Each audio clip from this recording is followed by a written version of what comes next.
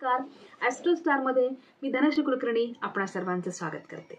आतापर्यंत आपण 7 राशींबद्दलची माहिती घेतली। आता 8व्या राशीबद्दल माहिती घेऊया। 8वी रास साहजिकचपणे तुम्हाला माहिती आहे वृश्चिक रास।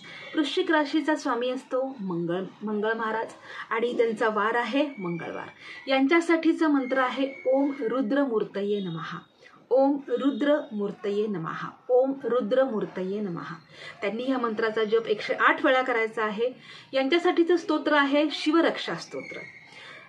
वृश्चिक राशींच्या लोकांसाठीचं स्तोत्र आहे शिवरक्षा स्तोत्र आणि त्यांनी हे पठण कुठं करायचंय तर आपल्या राहत्या घरीच पठण करायचं आहे।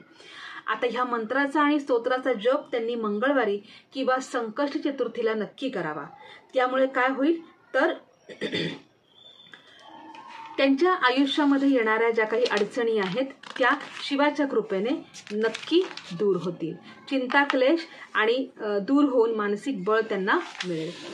आता यांनी वर्षभरामध्ये मसूर कडधान्य जे आहे ते 1/2 किलो दान करावं। महिन्यातल्या प्रत्येक संकष्टीला हे दान करावं, म्हणजे मग त्यांना नक्की चांगले रिझल्ट मिळतील।